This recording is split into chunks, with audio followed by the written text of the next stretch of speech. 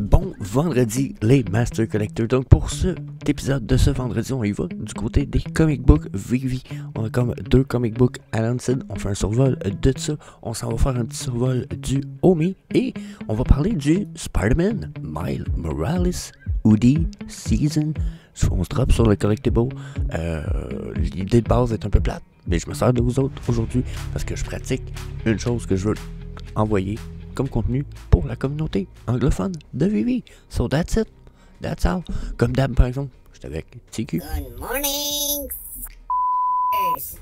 Je vous souhaite un bon show. Alright, on commence avec Marvel Digital Comic Avenger Unplugged Number 5 de 1995 qui se trouve être ça. Oh, attendez un petit peu. Ça ici, hein? C'est le fun avec l'écran et l'image. Donc, yeah. Je suis quand même.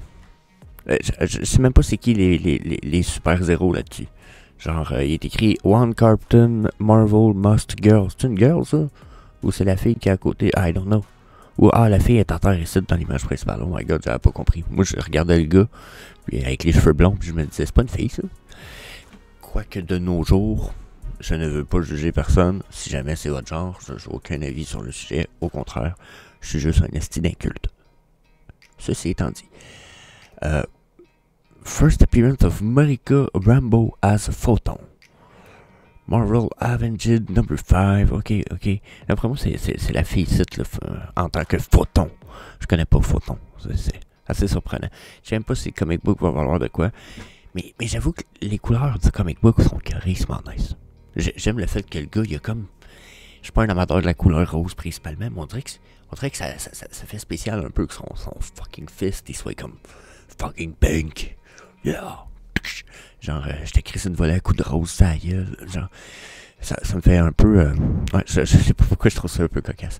Puis elle, je sais pas c'est qui Photon. Pour vrai, c'est presque intriguant. Puis là-dessus, je comprends pas, c'est moi ou... Ah, ok, c'est une black aussi, là. Pourquoi, là, j'ai l'impression que c'est pas une black? Ah oui, c'est une black aussi. C'est le costume qui est blanc. J'étais le cas, j'espère qu'ils l'ont pas décolorisé. En tout cas, vous avez compris ce que je veux dire. J'aurais été quasiment insulté. Ou au contraire, qu'elle soit blanche là, puis qu'elle ait transformée en black. Mais je la trouve, cette cover-là, je la trouve quasiment plus badass que là-dessus. Ben, quoi que là-dessus aussi, elle a l'air quand même très cool, mais... Là-dessus, elle a pas l'air badass. Le VV cover, je m'excuse, là, mais... Puis, il y en a un qui est supposé être plus noir et blanc. Et Colis, ça paraît pas beaucoup. J'aime pas les VV covers, ce coup-ci. D'habitude, les VV covers, c'est un peu plus... Donc, ça drop le 20, ce qui veut dire dans 3 jours, ce qui veut dire, on est vendredi, ça veut dire lundi prochain, 11h. 6,99, 6000 éditions. Ce qui est pas des man. Puis tout ça, ça nous ramène bien sûr à GoCollect qui nous dit, ça vaut 80, un gradé 9.8 vaut peut-être 100$, peut-être 100$. Regardez ici, il y en a un gradé 9.8 à 30$ sur eBay. Not the comic book of the year, hein, pas le comic book de l'année. Ensuite, on a un autre comic book qui là, la cover me laisse encore une fois perplexe. On dirait, calice, ça m'a pris 2 minutes de me rendre compte que Miss Marvel est devant Spider-Man et non l'inverse. Je pensais que c'était Spider-Man qui était devant. Fait que là, j'étais tout fucké quand je regardais les covers de tout ça. Je disais, what the fuck is that shit? Ok. Ouais, c'était un peu étrange. Je comprenais pas. Je disais, what the... Puis je suis pas super surpris non plus du comic book.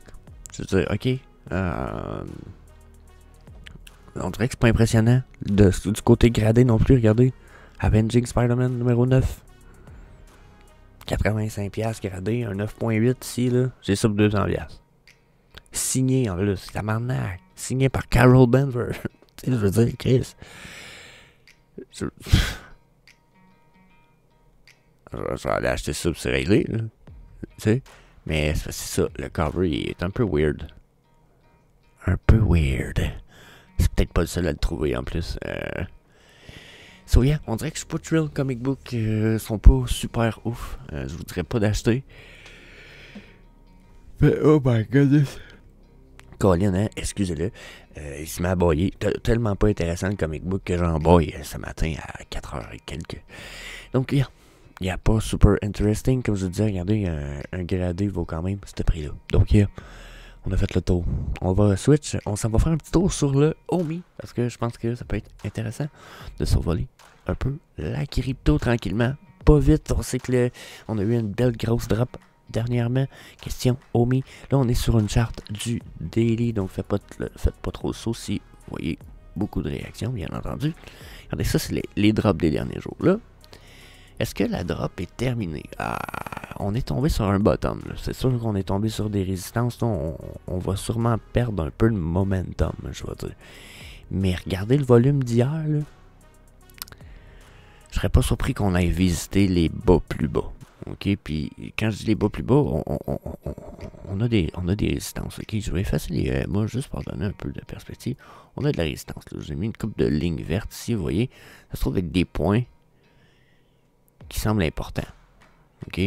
Parce qu'on a les derniers remparts en bas pour les dernières lignes du bas, mais est-ce que c'est possible qu'on descende plus bas? Ben, j'ai envie de vous dire que oui. Bon, de prime abord, comme je vous disais, il nous reste de la place. Ici, on a des paliers probablement, pas que celui qu'on est là est pas important comme palier de résistance, mais il semble en rester. Puis quand je regarde mes stochastiques RSI ici, ceux-ci me semblent, surtout mes deux time frames les plus courtés qui sont la bleue et la blanche, me disent la drop semble pas finie. Même la ligne blanche sur le daily, on a l'impression qu'il reste au moins une petite journée avant d'aller toucher son bottom. Puis d'habitude, elle va pas mal faire pas loin de son bottom ou sur le bottom. Si vous regardez la ligne blanche, là, elle aime ça le bottom.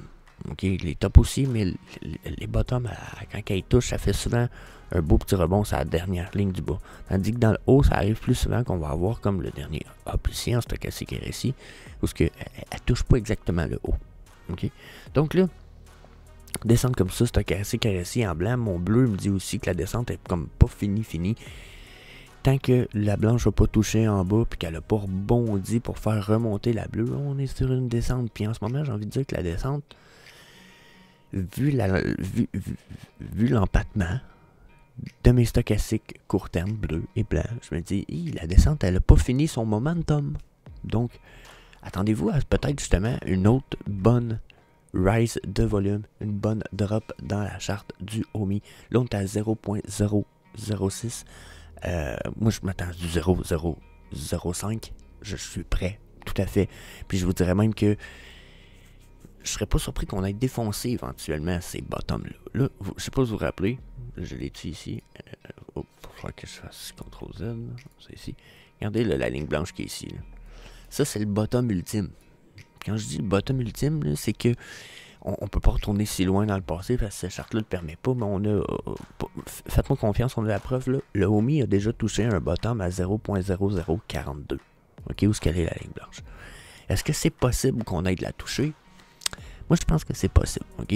Déjà, comme je vous disais, stochastique RSI, on n'a pas fini notre descente, puis après, si on n'a pas une remontée significative, on est un peu dans marde, je dirais. OK, là, vraiment, on est parti pour une descente. On n'a pas de V-Reverse, on n'a pas d'utility pour de vrai avec le OI. Donc, ça sert à rien. OK, pour l'instant, il sert à fuck all le OI. Là, quand je regarde mes EMA, j'ai aussi eu une tentative d'avoir un Golden Cross. J'ai eu une Golden Cross, mais j'ai eu un Dead Cross tout de suite entre mon EMA 55 et 233, qui sont la ligne verte ici, et 233, la ligne blanche. Quand on fait un Dead Cross, comme ça, c'est un refus quand même assez catégorique. Puis là, on vient de faire un mini Dead Cross en plus, qui est la transition 89 et 55 sur la descente. C'est pas bon signe. Il va falloir voir un bottom et voir une consolidation de quelques jours avant de vraiment se dire qu'on a touché le bot pour le Omi. Donc là, pour l'instant, je suis prêt à une plus basse descente. Puis ici, je vous amène sur le weekly. Regardez le weekly, ce qu'il nous dit, lui. Puis là, ben, je vous réduis ça sur le weekly parce que je pense que c'est intéressant, mais je sais pas si vous voyez qu'on est dans un biseau descendant. Avec le Omi ici. Toing, toing, toing, toing, toing, toing. C'est correct, ce biseau descendant là. Il n'y a pas de problème avec ça. Sauf que ça nous prend. Ça peut être son bottom ici, là. J'ai aucun problème avec ça. OK?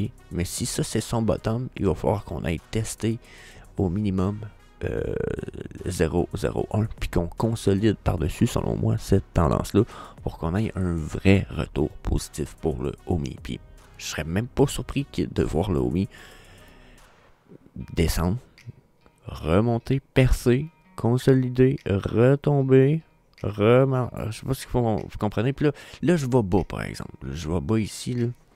Probablement que s'il faudrait que je refasse ça, il faudrait que je refasse de quoi du style.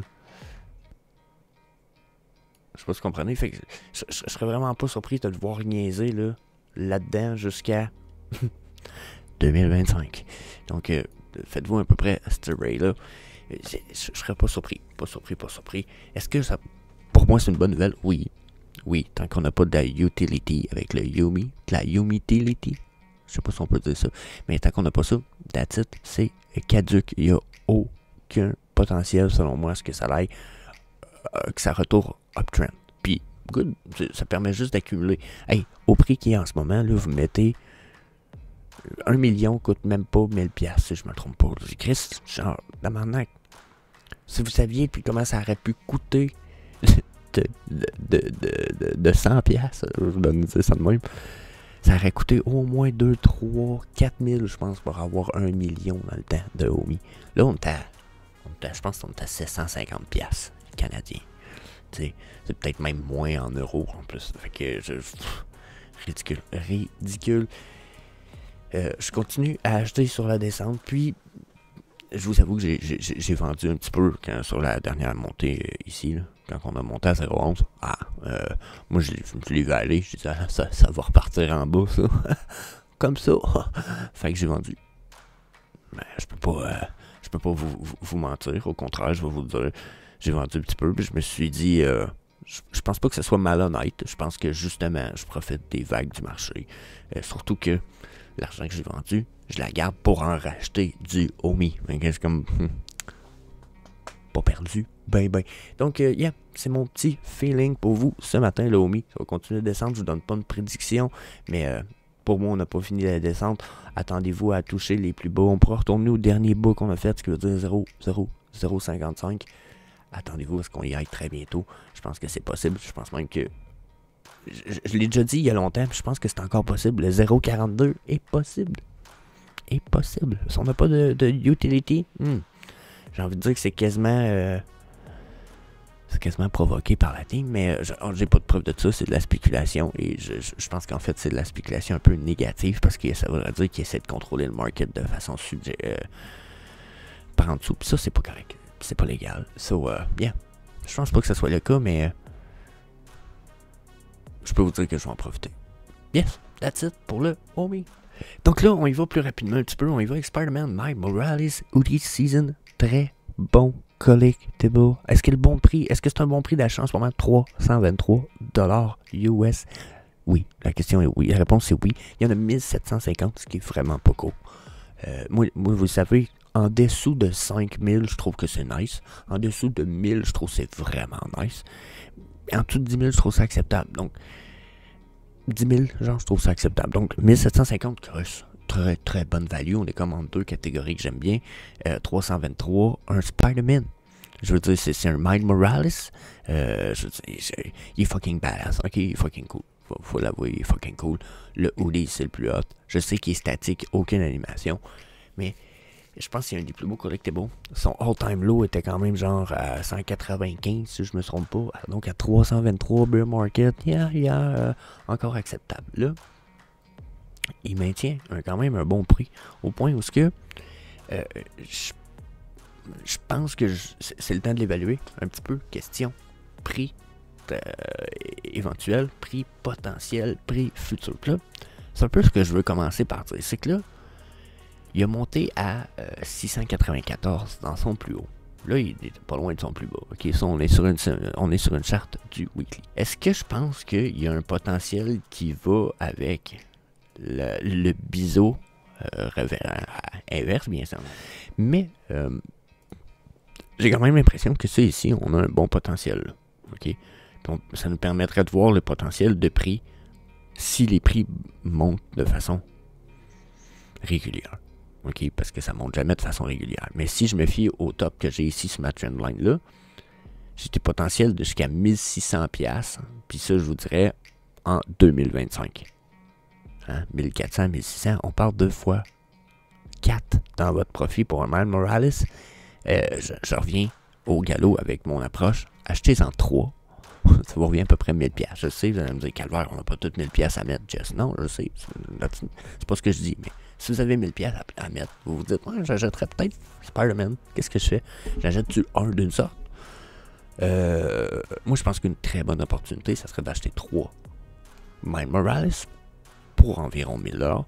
Puis, d'attendre que... Excusez-moi. Mon estomac me fait bailler, je m'excuse.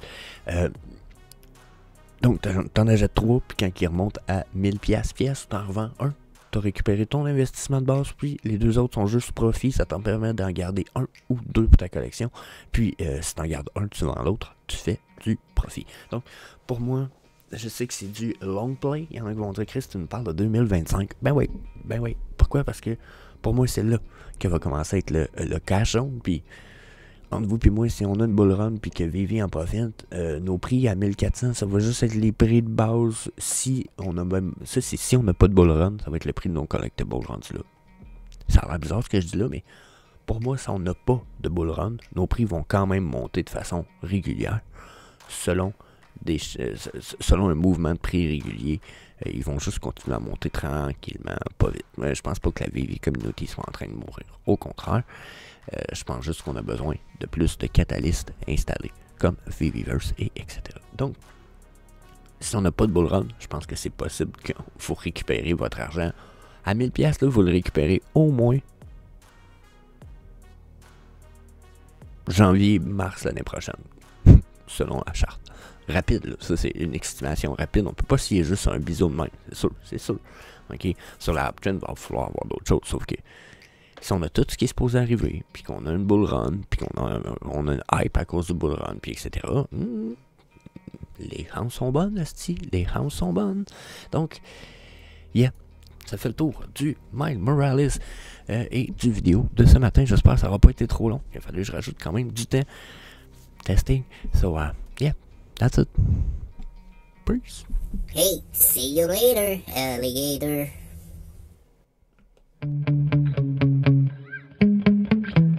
Yeah.